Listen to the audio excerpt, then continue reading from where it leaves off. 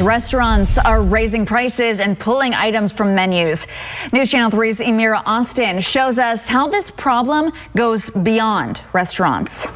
You may notice fewer options and higher prices on menus at restaurants. Here, the menu is changing based on what the restaurant can get from suppliers. Same with schools. That's why parents who have kids with allergies might want to start packing their lunches. The sluggish food supply chain is impacting prices and what's on the menu from restaurant tables to school cafeterias. They have to change their menu around all of the time. Plus, things come in a little bit behind schedule as well. Taya Storm's son goes to Matawan Middle School. In an email sent to parents, the school district says lunch menus will be changed frequently based on what the district can get from their food suppliers. That was just a warning to let us know to make sure that kids that have dietary needs are reading the labels, because what's on the menu is not always what they're going to be receiving. Storms works at 600 Kitchen in Kalamazoo, where the food supply change is also impacting the menu and prices. We absolutely are having to make some adjustments as far as what we're offering and some of the pricing. Brad Shaner is the restaurant's chef and kitchen manager. He says 600 Kitchen has had to expand to different vendors to get different types of food, and some customers may find their favorite dish has been wiped off the menu. What I found, because I do frequent here a lot, is that there are often times where they're out of certain things. It hasn't stopped me from coming, though. 18 months into the COVID-19 pandemic, and Shaner says the dominoes in the food supply chain keep falling.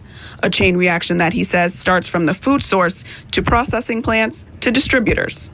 They're having difficulty with warehouse staffing, with truck drivers, with scheduling. So something that we may be expecting on Monday might not actually get here until our Wednesday delivery.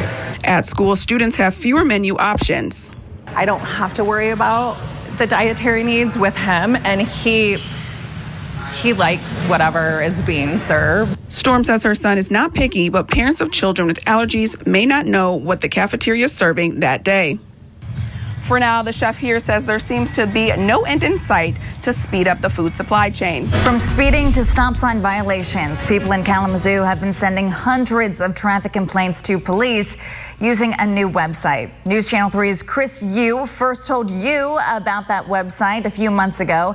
He joins us live now. And Chris, you're finding out that not only are people using this website, but police are acting on that input. Absolutely, Erica. The Kalamazoo Department of Public Safety launched this website back in July to allow you to make traffic complaints. You can identify problem areas, the street names, what types of violations, how frequently they occur, and more. Now, since this website launched, KDPS has already received more than 500 complaints. So I asked police what they are doing to address those concerns. Portage Street in Kalamazoo, a big problem area for traffic violations. But the Kalamazoo Department of Public Safety says it's taking action by listening to residents' input. Traffic complaints have been our #1 thing for a long time.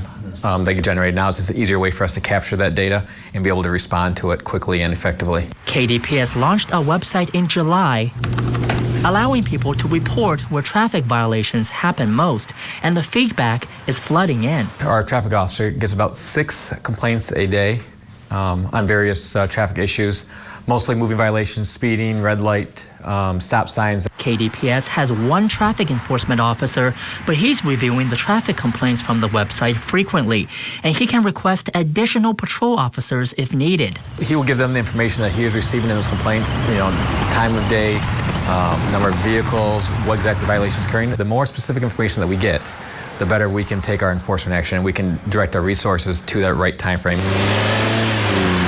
The traffic officer has also taken other actions in response to the online feedback. Our officer identified areas that didn't have proper signage.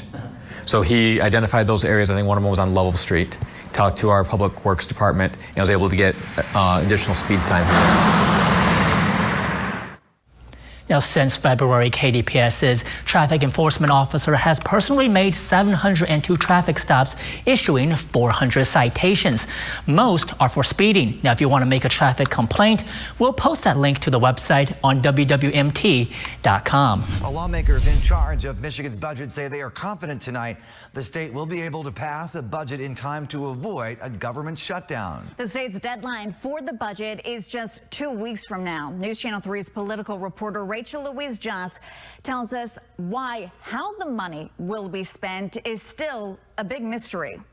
After months of closed-door negotiations, we got a victorious joint message yesterday from the House, Senate, and Executive Office. I'm feeling very confident. It's been a great process. All three legs of the stool say they've come to an agreement on the state budget. I think it's something we can be proud of as a bipartisan product where each side had to compromise. When it comes to how big the budget agreement is or where the money is going, though, we're going to see investments in really important things. And we saw historic investments earlier this year. We did the school budget. I think we'll see some sort of continuation of really investing in areas that matter. That's about all of the details we're getting now as lawmakers and the budget office stay tight-lipped. Legislative leaders say they're waiting to talk until they've briefed their caucuses.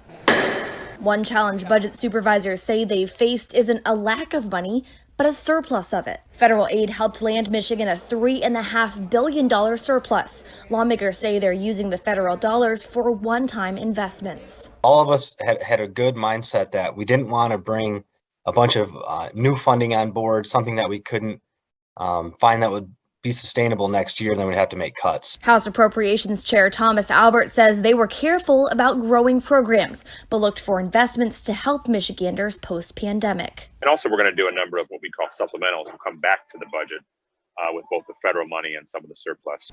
The budget is expected to go to a vote next week, just 1 week ahead of the deadline.